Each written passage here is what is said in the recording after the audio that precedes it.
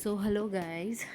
तो ये है पार्ट 2 न्यूट्रिशन एंड प्लांट्स का, क्लास 7th का।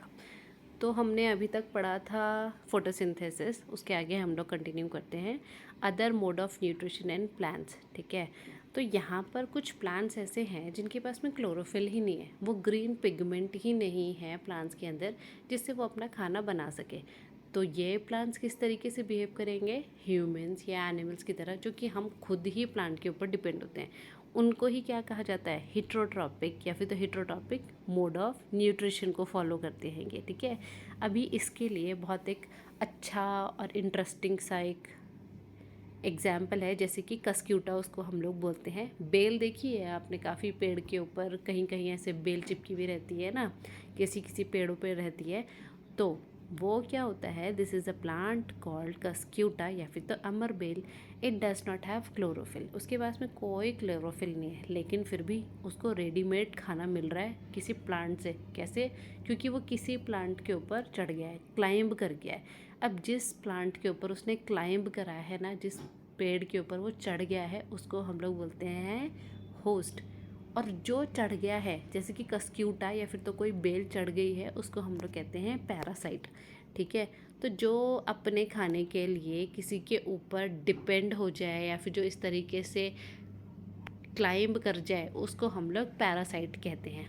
तो आपको क्या लगता है कि हम भी या फिर तो एनिमल भी जो है वो एक पैरासाइट है? ऐसा मुझे तो नहीं लगता। लेट्स सी आप लोग का क्या रिएक्शन आता है। हैव यू सीन और heard of plant that can eat animals? क्या आपने ऐसा कुछ देखा है जिसने एनिमल को खाया है? मैंने तो नहीं देखा, लेकिन हाँ मैंने सुना ज़रूर है। जैसे कि इस पिक्चर में बना हुआ है, उसका नाम ही पिक्चर प्लांट है। पिक्चर का मतलब मटका या तो घड़ा, देखा है ना हमने, जैसे कि हम ठंडियों में पानी भरते हैं, उसके ऊपर हम ढक्कन लगा देते हैं, मटका। ये दिख रहा है आपको मटका का शेप? तो ये एक प्लांट है जिसका नाम है पिक्चर प्लांट।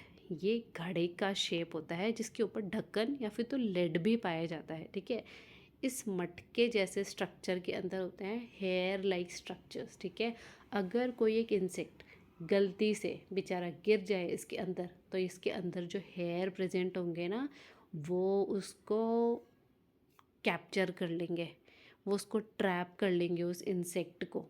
और क्या करेंगे फिर ये पिक्चर प्लांट, ये ऊपर से लिड लगा देगा, लिड को क्लोज कर देगा, ढक्कन को बंद कर देगा, और ये ऐसे ही करके इंसेक्ट को कंज्यूम या तो खा लेगा। इसीलिए इसका नाम क्या कहा जाता है, insectivorous plants. Such insect eating plants are called insectivorous plants. Is it possible that such plants do not get all the required nutrients from the soil in which they grow? अभी ये तो क्वेश्चन है जिसका आपको ही जवाब देना होगा। Next आता है सेप्रोट्रॉफ्स।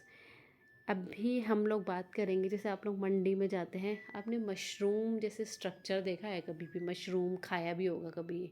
और या फिर कभी हम लोग रेनी सीजन में निकल जाते हैं, तो हम लोग वहाँ पर क्या देखते हैं, एक छाते के जैसे स्ट्रक्चर बना हुआ रहता है कभी कभी किसी खाली सी जगह पर। तो वो सब किसका एग्जाम्पल होगा, सेप्रोट्रॉफ का। जैसे कि हम लोग एक इसके लिए समझने के लिए हम लोग ले लेते हैं एक एग्जाम्पल, एक ब्रेड का। आप लोग एक ब्रेड लेना, उसको थोड़ा सा मॉइस्ट कर देना। मॉइस्ट मतलब थोड़ा सा पानी उस पर छिड़क देना और रख देना 2 से 3 दिन के लिए। उसके बाद आप लोग क्या देखेंगे ना, उस वाइट ब्रेड का कलर हल्का हल्का सा चेंज हो जाएगा, उसके ऊपर कुछ ब्लैकिश और ब्राउनिश ग्रीनिश कुछ ऐसी लेयर आ जाएगी छोटी छोटी सी। ठीक है ना, उसको ही हमको अगर हम लोग माइक्रोस्कोप में देखेंगे ना, हमको तब पता चलेगा कि वो एक फंजाई है। ठीक है, उसका भी एक अलग तरीके का मोड ऑफ न्यूट्रिशन होता है। वो फंजाई किस मोड ऑफ न्यूट्रिशन को फॉलो करता है ना, जो डेड एंड डिकेइंग मैटर पे डिपेंड हो जाए, वो कहलाता है सेप्रोट्रॉफिक न्यूट्रिशन। उनको कहते भी हैं सेप्रोट्रॉफिक मोड ऑफ न्यूट्रिशन या फिर तो सेप्रोट्रॉफ। ठीक है, जो कि this mode of nutrition in which organisms take in nutrients from dead and decaying matter is called saprotrophic nutrition. ये सारे डेफिनेशंस हमको पता होनी चाहिए बच्चा पार्टी, ओके ना? ठीक है, ये रही आपको। ये जो फंजाई है ये हमको पिकल्स पे, लेदर क्लोथ्स पे, बाकी सारे आर्टिकल्स पे भी मिल जाता है जो कि ह्यूमिड या फिर तो मॉइस्चर की प्रेजेंस में हो या फिर तो वहाँ छूट जाए, वहाँ सब जगह पर फंजाई आपको मिल सकती है। ठीक है, नेक्स्ट स्लाइड में हम लोग देखते हैं। अब आता है एक सिम्बायसिस। सिम्बायसिस का लिटरल मीनिंग क्या होता है? सिम्बायसिस मीन्स उसमें दो ऑर्गेनिजम्स होंगे जो एक दूसरे पर डिपेंड होंगे। एक ऑर्गेनिज्म शेल्टर के लिए डिपेंड हो सकता है, दूसरा ऑर्गेनिज्म अपने फूड के लिए डिपेंड हो सकता है। ठीक है, इसमें सबसे सबसे अच्छा जो एक एग्जांपल है वो है लाइकेंस, या फिर तो हम इसको और भी अच्छे तरीके से समझ सकते हैं जिसमें आता है how nutrients are replenished in the soil. आपने देखा है फार्मर्स को मैन्योर और फर्टिलाइजर्स डालते हुए अपने फील्ड में। ठीक है, मैंने भी देखा है। वो क्या कर रहा है, you learn that plants absorb minerals and nutrients from soil. वो क्या कर रहा है, प्लांट्स जो रहते हैं ना वो बहुत ज़्यादा क्या करते हैं, सॉइल से न्यूट्रिएंट्स को एब्जॉर्ब करते हैं। तो थोड़े थोड़े टाइम में तो फिर सॉइल के अंदर जितने भी न्यूट्रिएंट्स हैं उसमें कमी आने लग जाएगी। सिर्फ इसी कमी को बैलेंस करने के लिए वो क्या करते हैं, बार बार फर्टिलाइजर्स या फिर तो मैन्योर डालते हैं। इनमें फर्टिलाइजर्स और मैन्योर में क्या रहता है, नाइट्रोजन, पोटेशियम, फास्फोरस एक्सेट्रा, बाकी सारी चीज़ें। These nutrients need to be added from time to time. थोड़े थोड़े टाइम के बाद में इसको सॉइल में डालना चाहिए ताकि जो सॉइल का जो एनरिच है ना वो बना रहे। We can grow plants and keep them healthy if we can fulfil the nutrients requirement of plants. Usually, crop plants absorb lot of nitrogen and soil become deficient in nitrogen. क्या होता है, crop plants जो होते हैं वो कभी कभी nitrogen लेते रहते हैं बार बार, तो उससे क्या होता है, सॉइल के अंदर डेफिशिएंसी आ जाती है नाइट्रोजन की।